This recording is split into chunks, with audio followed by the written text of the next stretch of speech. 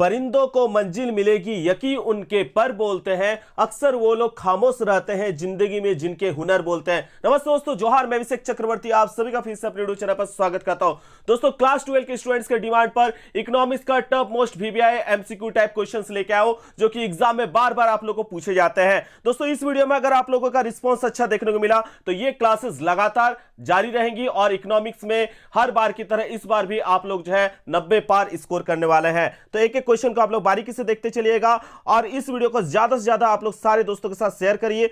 और इस वीडियो में अगर 500 लाइक्स आ जाती है तो रेगुलर इकोनॉमिक्स का क्लासेस लेकर फ्री ऑफ कॉस्ट, एक भी पैसा आप लोग को देना नहीं है, आप लोग को निःशुल्क जो है इस चैनल के माध्यम से पढ़ाया जाएगा, बशर्ते कि आप लोग ज्यादा से ज्यादा शेयर करें और सारे दोस्तों को जो है इसमें फीडबैक देने के लिए कहें कि आप लोग को यह वीडियो कैसा लगता है। तो चलिए पहला क्वेश्चन देख सकते हैं। क्या पूछा गया यहाँ पे? व्यष्टि अर्थशास्त्र में सम्मिलित होती है। माइक्रो इकोनॉमिक्स इंक्लूड्स, ठीक है। तो सबसे पहले जो क्वेश्चन पूछा गया है इसमें ऑप्शंस देख सकते हैं। क्या दिया गया? व्यक्तिगत इकाई यानी इंडिविजुअल यूनिट, उसके बाद दिया गया छोटे छोटे आर्थिक चर यानी स्मॉल यूनिट, उसके बाद तीसरा ऑप्शन दिया गया इंडिविजुअल प्राइस डिटर्मिनेशन और ऑप्शन डी दिया गया all of the above. Question देखने के बाद हम लोग चलते हैं सीधा सीधी इसका एक्सप्लेनेशन की और उसके बाद आप देखिएगा खुद ब खुद इसका आंसर दीजिएगा। इस चैनल के माध्यम से डायरेक्ट आपको आंसर्स नहीं बताया जाएगा बल्कि एक एक चीज को डिटेल के साथ कंप्लीट एक्सप्लेनेशन करके बताया जाएगा। तो दोस्तों यहां पे देख सकते हैं जो क्वेश्चन पूछा गया था व्यष्टि अर्थशास्त्र यानी माइक्रो इकोनॉमिक्स, ठीक है।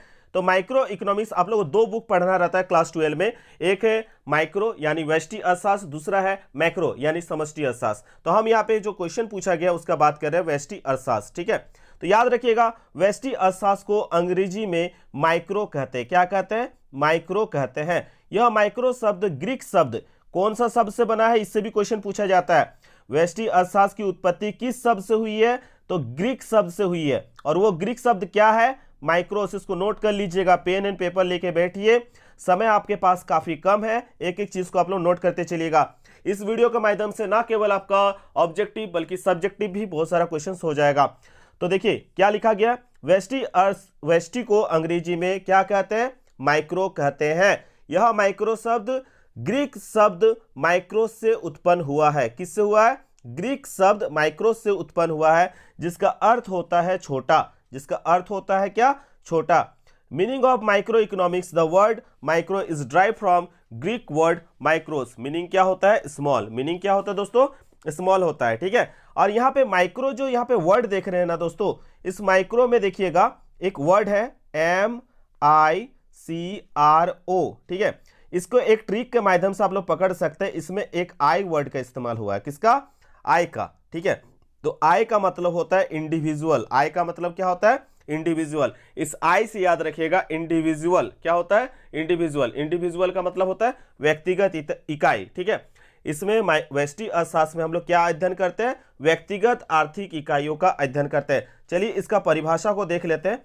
अगर आप लोगों को कुछ भी डाउट होता है तो निसंदेह होकर आप जो है क्वेश्चंस हमको भेज सकते हैं यहाँ पे इंस्टाग्राम में। ये मेरा इंस्टाग्राम का आईडी है एक्सट्रोवर्ट ABH। और इंपॉर्टेंट पीडीएफ से नोट्स के लिए आप टेलीग्राम ग्रुप को जरूर ज्वाइन कर लीजिएगा।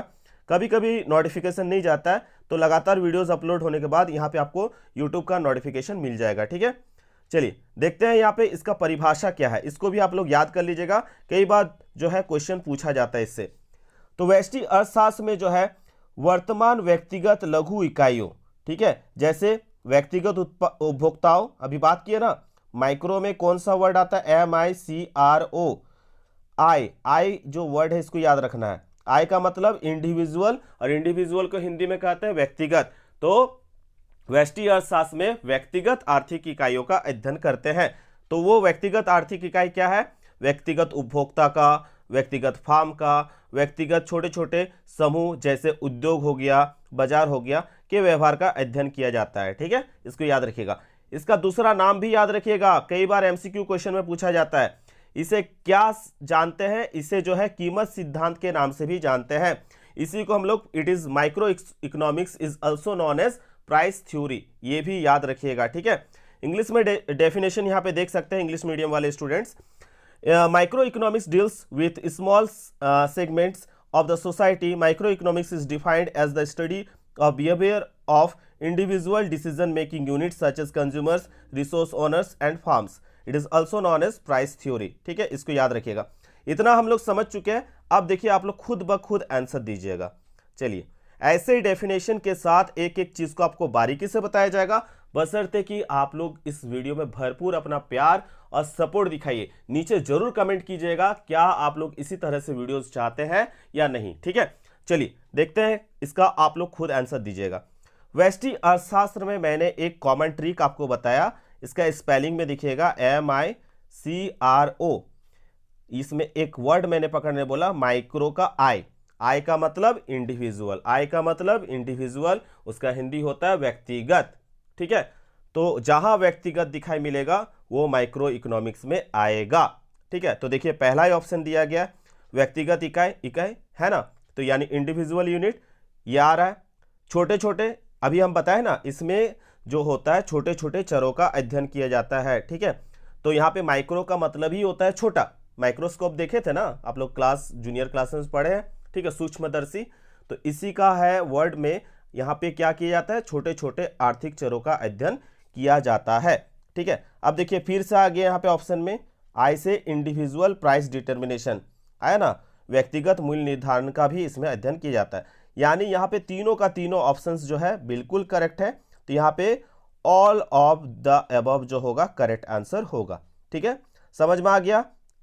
समझ में आ गया तो बिल्कुल लाइक कीजिएगा और कमेंट करके बताइए कि कैसा लग रहा है आप लोग को इकोनॉमिक्स पढ़ने में। ठीक है, आप लोग का बहुत डिमांड था, तो आप लोग डिमांड के साथ मेरा भी एक डिमांड है, उसको पूरा कीजिए। ज़्यादा से ज़्यादा प्यार और सपोर्ट करिए।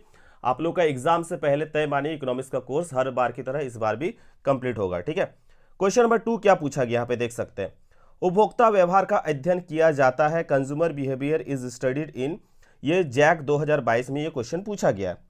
तो देखिए उपभोक्ता के व्यवहार का अध्ययन, अभी परिभाषा में हम लोगों ने पढ़ा कि इसमें उपभोक्ता के व्यवहार का भी अध्ययन किया जाता है ना। व्यक्तिगत उपभोक्ता के व्यवहार का अध्ययन करते हैं, व्यक्तिगत फार्म का और व्यक्तिगत छोटे छोटे इकाइयों का अध्ययन करते हैं, परिभाषा में पढ़ा। तो दैट मीन्स पहला तो ऑप्शन होगा। ठीक है, क्या बोला गया, उपभोक्ता के व्यवहार का जो है अध्ययन किया जाता है। तो उपभोक्ता के व्यवहार का अध्ययन किया जाता है किसमें, माइक्रो इकोनॉमिक्स में, इसी को सूक्ष्म अर्थशास्त्र कहते हैं और दूसरा नाम हिंदी में क्या है, व्यष्टि अर्थशास्त्र। ठीक है, ये इसमें भी नहीं होगा, इसमें भी नहीं होगा, ये जो है मैक्रो है, यानी इसमें समग्र आर्थिक इकाइयों का अध्ययन करते हैं। ठीक है, और इसमें व्यक्तिगत आर्थिक इकाइयों का अध्ययन करते हैं, जिसमें उपभोक्ता के व्यवहार का भी अध्ययन शामिल है, हम लोगों ने परिभाषा में पढ़ा है ना। चलिए नेक्स्ट क्वेश्चन की ओर चलते हैं। क्या बोला है, व्यष्टि अर्थशास्त्र के अंतर्गत निम्न में से किसका अध्ययन किया जाता है, which of the following is study under micro economics. तो अभी जस्ट हम लोगों ने पढ़ा क्या कि इसमें व्यक्तिगत आर्थिक इकाइयों का अध्ययन करते हैं, इंडिविजुअल यूनिट का जो हम लोग यहाँ पे अध्ययन करते हैं। ठीक है, तो व्यक्तिगत आर्थिक इकाई ये बिल्कुल करेक्ट है। ये जो है समग्र वर्ड आया है। ठीक है, समग्र में एक आपने पढ़ा माइक्रो इकोनॉमिक्स, याद रखिएगा ट्रिक मैं जो बता रहा हूं, और दूसरा है आप पढ़िएगा सेकंड जो बुक है वो है मैक्रो। ठीक है, तो मैक्रो में आपका ए वर्ड आता है और माइक्रो में आपका आता है आई वर्ड। क्या आता है, मैक्रो में आपका जो है ए आता है और माइक्रो में आई आता है।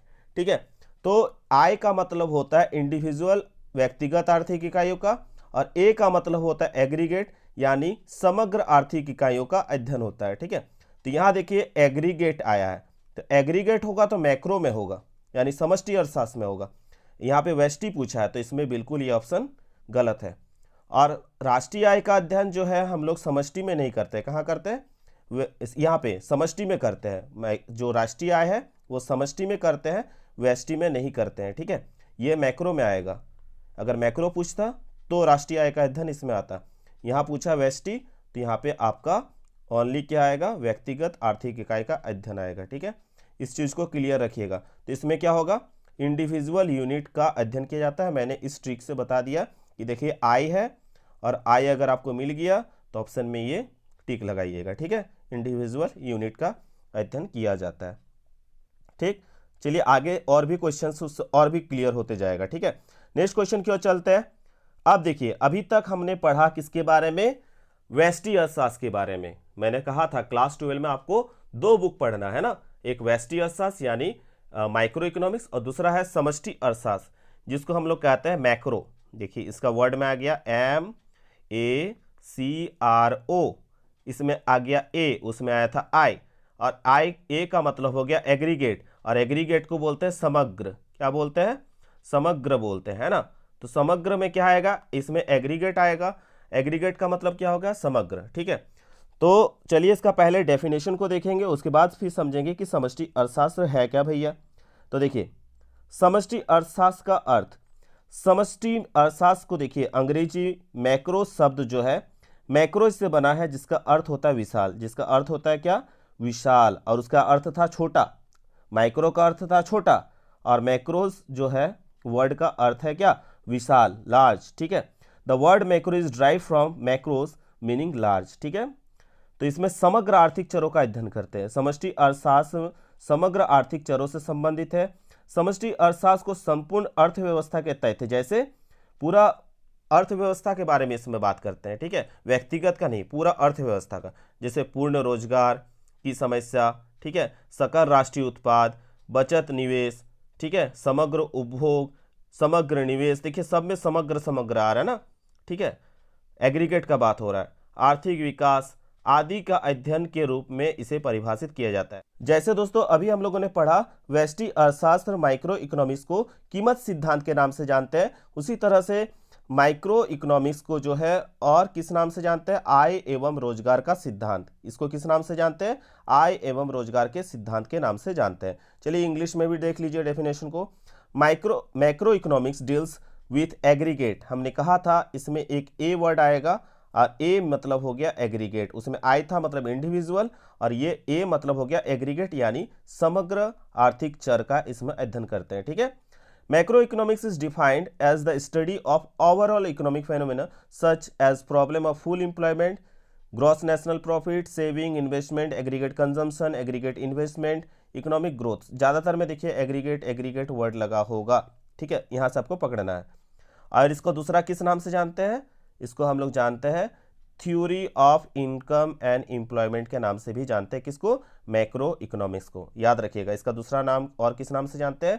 Theory of income and employment. Clear हो गया? चलिए अब इसका परिभाषा जानने के बाद आप फटाफट आंसर दीजिएगा। देखिए समष्टि अर्थशास्त्र के अंतर्गत निम्न में से किसका अध्ययन किया जाता है? Which of the following is study under macro economics. तो इसमें हम लोग राष्ट्रीय आय का अध्ययन करते हैं, बिल्कुल सही है। पूर्ण रोजगार, ये भी होगा। कुल उत्पादन, टोटल प्रोडक्शन, ये भी आपका समष्टि अर्थशास्त्र में आएगा। तो यहाँ पे उपरोक्त सभी जो होगा करेक्ट आंसर होगा। ठीक है, इसमें समग्र आर्थिक चरों का अध्ययन किया जाता है, इकोनॉमिक्स एज अ होल। यहाँ पे देख सकते हैं आगे नेक्स्ट क्वेश्चन की ओर। व्यष्टि अर्थशास्त्र की शाखाएं कौन सी है? Which of the following is the branch of micro economics, not macro economics, जो सबसे पहले मैंने पढ़ा था माइक्रो। तो देखिए इसका जो 5 नंबर है, पहला ऑप्शन दिया गया है प्रोडक्ट प्राइस डिटर्मिनेशन, उसके बाद दिया गया साधन कीमत निर्धारण, उसके बाद दिया गया आर्थिक कल्याण, या उपरोक्त सभी। तो 5 का आंसर होगा दोस्तों ऑप्शन नंबर यहाँ पे डी जो होगा करेक्ट आंसर हो जाएगा। ठीक है, नेक्स्ट क्वेश्चन की ओर चलते हैं। 6 नंबर क्वेश्चन में क्या पूछा है? उत्पादन के निम्न में से कौन से साधन है? तो उत्पादन के जो है 3 साधन आप लोग पढ़े हुए हैं क्लास 9 में भी, भूमि, श्रम, पूंजी। तो यहाँ पे तीनों करेक्ट होगा। ठीक है, कभी कभी फंसाने के लिए यहाँ पे आपका मुद्रा को भी, मनी को भी डाल देता, तो जो कि गलत है। तो उत्पादन के 3 साधन लैंड, लेबर और कैपिटल। ठीक है, तो उपरोक्त सभी जो होगा यहाँ पे आपका करेक्ट होगा। सोर्स ऑफ प्रोडक्शन यहाँ पे तीनों होगा, लैंड, लेबर और कैपिटल। क्लियर हो गया? चलिए हम लोग जान लेते हैं उत्पादन के एजेंट क्या क्या है। ठीक है, agents of production land, labour, capital, organisation और उद्यमी यानी इंटरप्रेन्योरशिप। ठीक है, ये याद रखिएगा। चलिए आगे दिया गया है क्वेश्चन नंबर 7, माइक्रो जिसका अर्थ होता है छोटा, आई है ना, आई का मतलब इंडिविजुअल यूनिट का हम लोग इसमें बात करते हैं। ठीक है, और यहाँ पे इसको क्या कहते हैं? माइक्रो जिसका अर्थ होता है, हम लोगों ने परिभाषा में पढ़ा था, माइक्रोज जिसका अर्थ होता है छोटा, निम्न में से कौन सा शब्द है? अभी जस्ट हम लोगों ने पढ़ा था, कौन सा शब्द है? ग्रीक शब्द। कौन सा शब्द है? ग्रीक शब्द। मैंने कहा था इससे क्वेश्चन आएगा, देखिए आया। ठीक है, एक एक चीज़ को आप लोग नोट कर लीजिएगा। ठीक है, वीडियो को लास्ट में आप लोग जो है आंसर्स लेके उसको नोट भी करके रखिएगा। आर्थिक क्रियाओं के अध्ययन के संदर्भ में अर्थशास्त्र को दो शाखाओं व्यष्टि और समष्टि में किसने विभाजित किया? अभी जो क्लास 12 में दो बुक पढ़ रहे हैं ना, व्यष्टि और समष्टि, इसको दो शाखा में जो विभाजित किया था वो कौन से शख्स थे? Which economics divided economics into two branches micro and macro on the basis of economic activity. तो याद रखिएगा, उनका नाम है रेगनर फ्रिस। क्या नाम है? Ragnar Friis. रेगनर फ्रिस ने कब जो है इकोनॉमिक्स को दो ब्रांचों में बांटा था? आप लोग नीचे कमेंट करके बताइएगा, ठीक है। चलिए नेक्स्ट क्वेश्चन की ओर चलते हैं। किसने कहा अर्थशास्त्र धन का विज्ञान है? क्लास 11 में भी मैंने आप लोगों को बहुत अच्छे से बताया था। Who said economics is a science of wealth? ठीक है, तो ये कहे थे अर्थशास्त्र के जनक, जिसके हम कहते हैं एडम स्मिथ। ठीक है, एडम स्मिथ ने को जो है अर्थशास्त्र के जनक के रूप में जाना जाता है, और उन्होंने जो है डिफाइन किया था इकोनॉमिक्स को, ठीक है, एज अ वेल्थ के रूप में, साइंस ऑफ वेल्थ के रूप में इन्होंने परिभाषित किया था। याद रखिएगा इस चीज़ को, ठीक है। थोड़ा सा एडम स्मिथ के बारे में भी हम लोग जान लेते हैं, ठीक है। इनके बारे में जो भूल चुके हैं, क्लास 11 में ऐसे हल्के बताए थे। देखिए, अर्थशास्त्र के विज्ञान का जन्म जो है सन 1776 में, कब? 1776 में इसका ओरिजिन हुआ था। कौन सा बुक के साथ? राष्ट्र के धन के स्वरूप तथा उसके कारणों की खोज, an inquiry into the nature and causes of wealth of nation के साथ जो है आपका इसका उद्गम हुआ था, ओरिजिन हुआ था। और एडम स्मिथ जो है अर्थशास्त्र के जन्मदाता के रूप में इसीलिए जाने जाते हैं, ठीक है। और इनके जन्म के समय याद रखिएगा अर्थशास्त्र का नाम जो था राजनीतिक अर्थशास्त्र था। 19वीं शताब्दी के अंत तक जो है राजनीतिक अर्थशास्त्र शब्द के स्थान पर हम लोग क्या वर्ड का इस्तेमाल करने लगे? अर्थशास्त्र शब्द के रूप में ये जाना जाने लगा, ठीक है। इकोनॉमिक्स जो वर्ड है दोस्तों, याद रखिएगा दो ग्रीक वर्ड से बना है, इसको भी नोट कर लीजिएगा। एक है ओइको, OIKOU, ठीक है। दो, पहला है ओइको और दूसरा है नोमस। ओइको और दूसरा है नोमस, ये दो ग्रीक वर्ड से बना है। ओइको का मतलब होता है एक घर, और नोमस का मतलब होता है व्यवस्थित करना, ठीक है। तो अर्थशास्त्र की उत्पत्ति दो ग्रीक वर्ड से हुआ है, ओइको और नोमस से हुई है। इस तरह से अगर कहें तो अर्थशास्त्र का प्रयोग सीमित उपलब्ध धन के साथ अधिक मितव्ययी तरीके से व्यवस्थित रूप से चलाने के लिए किया जाता है, ठीक है, याद रखिएगा। इसके बाद दोस्तों क्वेश्चन नंबर 10 देख सकते हैं, क्या पूछा गया है। यहाँ पे बोला गया सीमित साधन एवं असीमित आवश्यकता का विचार किसने दिया? ये मॉडल सेट में पूछा गया और कई बार आप लोग का एग्जाम में भी पूछा गया। Who gave the concept of limited resources and unlimited wants, ठीक है। तो देखिए, अर्थशास्त्र को वाकई में अर्थशास्त्र के रूप में प्रस्तुत करना जो और विज्ञान के रूप में जो है एक लाना, जो एक शख्स थे उनका नाम था लियोनेल रॉबिन्स, ठीक है। उन्होंने अर्थशास्त्र को विज्ञान के रूप में जो है पहली बार प्रस्तुत किया था। बहुत ही अच्छा विचार देकर उन्होंने एक्चुअल में बता दिया कि इकोनॉमिक्स क्या है, ठीक है। उनका कहना क्या था कि मानव की इच्छाएं असीमित है, ह्यूमन वांट्स आर अनलिमिटेड, लेकिन इच्छाओं की तुलना में हमारे पास जो संसाधन है वो सीमित है, बट रिसोर्सेज आर लिमिटेड। और रिसोर्सेज लिमिटेड ही नहीं बल्कि उनका जो है वैकल्पिक उपयोग भी है, अल्टरनेटिव यूजेस भी है। जैसे मान लेते हैं कि आपके पापा ने आपको एक ज़मीन दे दिया और उसके साथ आपको कुछ पैसे दे दिए, ठीक है, कि जाओ बेटा आप इसमें अपना कुछ व्यापार करो या जो करना करो। तो आप जो है एक सोशल वर्कर है, आप समाज के लिए सोचते मान लेते। तो अपने गांव की 3 समस्या आपके सामने आई। आपको स्कूल भी खोलना है एक अच्छा, आपको एक अस्पताल भी खोलना है, और गांव के लोगों के लिए वहाँ पे कोई अच्छा मॉल नहीं था तो मॉल खोलना है। तो सबसे पहला प्रायोरिटी जो है आपके पास क्या है कि आपको 3 जो है आपको चीज़ें ज़रूरत है, ठीक है। आपका इच्छाएं बहुत सारे हैं कि मैं ये करूँगा वो करूँगा वो करूँगा। आपको स्कूल भी खोलना है, ठीक है, हॉस्पिटल भी चाहिए, आपको एक अच्छा शॉपिंग मॉल भी चाहिए, लेकिन आपकी इच्छाएं, यहाँ मानव की आवश्यकताएं क्या है? असीमित है। लेकिन आपके पापा ने जो ज़मीन दिया और एक पैसा, एक मुश्त पैसा दिया, वो आपके पास लिमिटेड है। उस ज़मीन में एक ही चीज़ हो सकता है, या तो आप स्कूल खोल सकते हैं, या अस्पताल बना सकते हैं, या शॉपिंग मॉल बना सकते हैं, ठीक है। तो दैट मीन्स आपका इसी ज़मीन का क्या है? अल्टरनेटिव यूजेस भी है, इसका बहुत सारा वैकल्पिक उपयोग भी है, ठीक है। तो इसमें आपको बेस्ट को चॉइस करना पड़ेगा कि अभी हमारे लिए तत्काल जरूरी क्या है। आप पहले देखेंगे कि मेरे गांव के बगल में क्या क्या चीज़ है। अगर आप देख रहे हो वहाँ पे अच्छे स्कूल है तो आप स्कूल को छोड़ देंगे।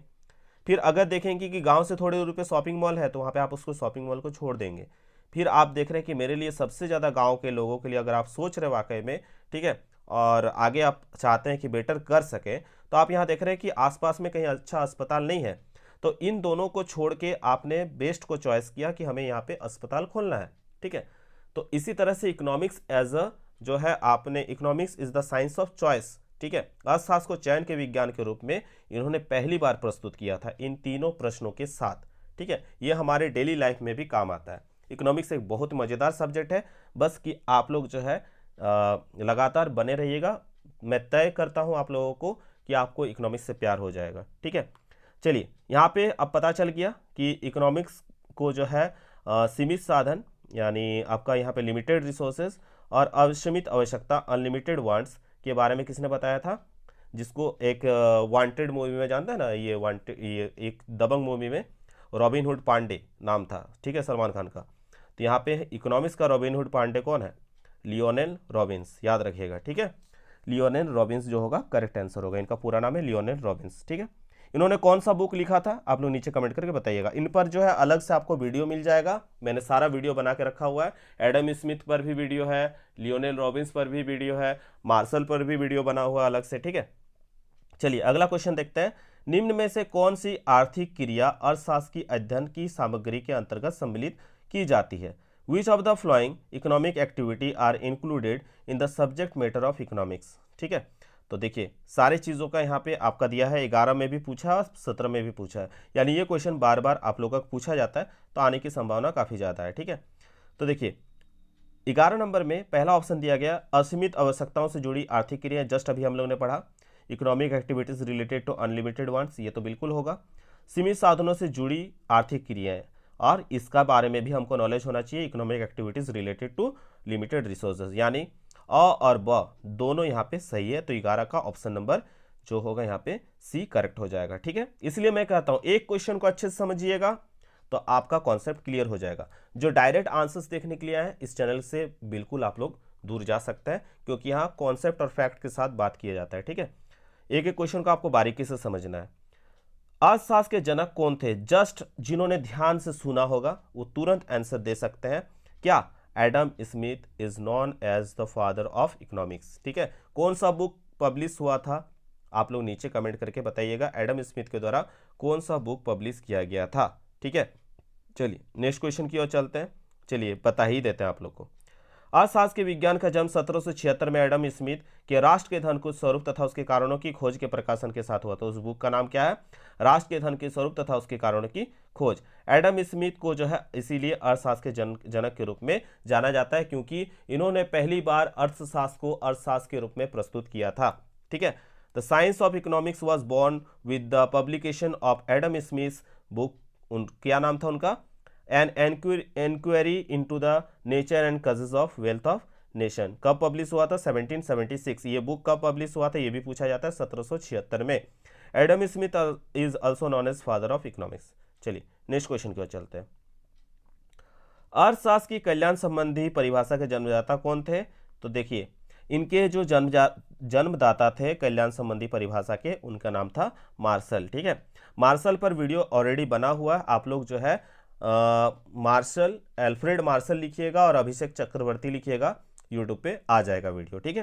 तो यहाँ पे आपका मार्शल करेक्ट होगा। इन्होंने कल्याण संबंधी परिभाषा दिया था, याद रखिएगा। प्रिंसिपल ऑफ इकोनॉमिक्स जो है इनके द्वारा बुक लिखा गया था, ये भी याद रखिएगा, ठीक है। सबसे पहले माइक्रो शब्द का प्रयोग करने वाले हैं, तो सबसे पहले माइक्रो शब्द का जो है प्रयोग करने वाले, the word micro was firstly used by, इसका आंसर याद रखिएगा 14 का करेक्ट होगा ऑप्शन नंबर डी, रैगनर फ्रिश, ठीक है।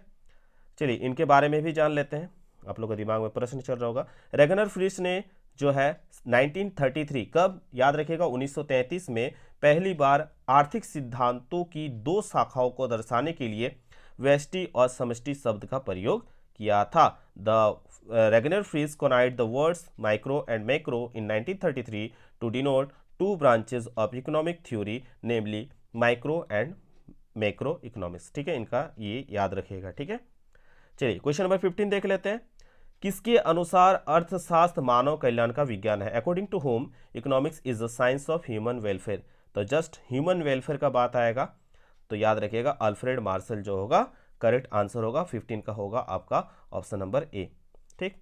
चलिए नेक्स्ट क्वेश्चन की ओर चलते हैं। अभी जस्ट इस पर बात किए थे, उत्पत्ति का साधन क्या है। तो अभी जस्ट हमने पढ़ा था भूमि, श्रम और मुद्रा, लैंड लेबर कैपिटल, ठीक है, लैंड लेबर कैपिटल होगा। यहाँ पे देखिए अभी फंसे थे हम लोग, यहाँ पे लैंड लेबर और कैपिटल होगा, भूमि श्रम और पूंजी, ये तीन जो है उत्पादन के साधन है, ठीक है। ये मुद्रा उत्पादन के साधन में नहीं आएगा, तो ये फंसाने वाला क्वेश्चन था। देखिए हड़बड़ी में गड़बड़ी होता है, तो आप लोग हड़बड़ाइएगा नहीं, ठीक है। यहाँ पे नहीं पूछा है तो यहाँ पे मनी करेक्ट आंसर होगा, ठीक है। 17 नंबर क्या पूछा है, व्यष्टि अर्थशास्त्र में निम्न में से किसका अध्ययन किया जाता है। तो इसमें क्या अध्ययन करते हैं, 17 का जो करेक्ट आंसर होगा, देखिए व्यष्टि अर्थशास्त्र में को हम लोग कहते हैं according which of the following in the study under micro. तो माइक्रो में हमने कहा था कौन सा वर्ड का, देखिएगा ध्यान दीजिएगा, आई को, आई मतलब इंडिविजुअल, इंडिविजुअल मतलब व्यक्तिगत। तो देखिए पहला ही दिया गया इंडिविजुअल फैमिली, व्यक्तिगत परिवार का अध्ययन करते हैं, व्यक्तिगत फार्म यानी इंडिविजुअल फार्म का अध्ययन करते हैं, व्यक्तिगत उद्योग यानी इंडिविजुअल इंडस्ट्री का अध्ययन करते हैं, यानी ये सभी का अध्ययन करते हैं। ऑप्शन नंबर डी करेक्ट होगा, इस ट्रिक से याद रखिएगा, ठीक है। 18 पे चलते हैं, अर्थशास्त्र की विषय वस्तु का अध्ययन किन शाखाओं के अंतर्गत किया जा रहा है। The subject matter of economics is being study under which branches. तो देखिए अर्थशास्त्र की विषय वस्तु का अध्ययन जो है आपका किस शाखा के अध्ययन किया जाता है। तो याद रखिएगा विषय वस्तु जो बात कर रहे हैं तो हम लोग माइक्रो में भी स्टडी करते हैं और मैक्रो में भी करते हैं, ठीक है। इसमें जो है व्यक्तिगत आर्थिक इकाई का अध्ययन करते हैं, इसमें समग्र आर्थिक चरों का अध्ययन करते हैं, है ना। तो दोनों ही इंपॉर्टेंट रहता है, तो ऑप्शन नंबर सी जो होगा करेक्ट आंसर होगा। नेक्स्ट क्वेश्चन की ओर चलते हैं, ये क्वेश्चन भी फंसाता है आप लोगों को। 19 नंबर पूछा गया है, निम्न अर्थशास्त्री में से कौन कल्याणवादी विचारधारा के नहीं है। तो कल्याणवादी विचारधारा यानी वेलफेयर इकोनॉमिस्ट, आप लोग जब ग्रेजुएशन करिएगा तो बहुत सारे ऐसे इकोनॉमिस्ट हैं जिनका पढ़ेंगे कि किसने किस विचारधारा का समर्थन किया था, ठीक है। तो इसमें से पूछा है कि जो कल्याणवादी विचारधारा है उसके समर्थन में देखिएगा कौन कौन थे, पीगू भी थे, मार्शल भी थे, कैनन भी थे, किसको छोड़ के, जेबीसी को छोड़ के, ठीक है। जेबीसी किसके समर्थन में था आप लोग नीचे कमेंट करके बताइएगा, ठीक है। चलिए 20 नंबर क्वेश्चन भी फंसाने वाला क्वेश्चन है, और ये क्वेश्चन पूछा गया है और फंसाया भी है बच्चों को। किसने कहा अर्थशास्त्र कभी वास्तविक विज्ञान होता है तो कभी आदर्श विज्ञान होता है। Who said economics is sometime positive science and sometime normative science, ठीक है। तो देखिए अगर आप लोग देखिएगा यहाँ पे मार्शल, फ्रेडमैन, किन्स, ठीक है। तो ये दोनों जो, ये नाम तो सुना कि आपने, इन्होंने कल्याणवादी विचारधारा दिया था, ये नाम आप लोग नहीं सुने होंगे। तो याद रखिएगा किन्स के बारे में तो अलग से मैं वीडियो लेके आऊँगा आप लोगों के लिए, और इनके बारे में भी। तो अभी जान लीजिए कि समटाइम्स पॉजिटिव और समटाइम्स नॉर्मेटिव साइंस ये किसने कहा था, ये कहा था फ्रेडमैन ने। किसने कहा था, फ्रेडमैन ने कहा था, इस चीज़ को याद रखिएगा, ठीक है। देखिए अगला जो क्वेश्चन पूछा गया, सूक्ष्म अर्थशास्त्र का अध्ययन का क्षेत्र है। ये क्वेश्चन मैं आप लोगों को देता हूं, आप लोग इसका आंसर नीचे कमेंट करके बताइएगा। देखते हैं कितने सारे जो स्टूडेंट्स हैं वो इसका करेक्ट आंसर देते हैं, ठीक है। मैं देखना चाहता हूँ कितने सारे ऐसे स्टूडेंट हैं इसका करेक्ट आंसर दे सकते हैं, ठीक है। जल्दी जल्दी इसका आंसर को आप लोग बताइएगा। और यहाँ पे देख सकते हैं ये मेरा यहाँ पे इंस्टा का आईडी दिया हुआ है, आप लोग को कोई भी क्वेरीज होगी, कोई भी डाउट होगा बिल्कुल बेझिझक पूछ सकते हैं। और यहाँ पे टेलीग्राम ग्रुप को जरूर ज्वाइन कर लीजिएगा, दोनों का लिंक जो है डिस्क्रिप्शन में दिया हुआ है। अगर ट्विटर पे आप हैं तो वहाँ पे भी हमें फॉलो कर सकते हैं, ठीक है। तो ये सारे थे आप लोगों के लिए इंपॉर्टेंट क्वेश्चंस। आशा करते हैं आज का ये वीडियो आप सबको पसंद आया होगा। अगर पसंद आया तो इस वीडियो को भरपूर प्यार और सपोर्ट दीजिए, और लगातार मैं आप लोगों के लिए ऐसे कंटेंट लेके आऊँगा, धुआंधार तैयारी होगी इन कुछ महीनों में, ठीक है। तो प्लीज़ इस वीडियो को ज़्यादा से ज़्यादा शेयर करें। मिलते हैं दोस्तों एक नए वीडियो के साथ, तब तक के लिए धन्यवाद। जय हिंद, वंदे मातरम।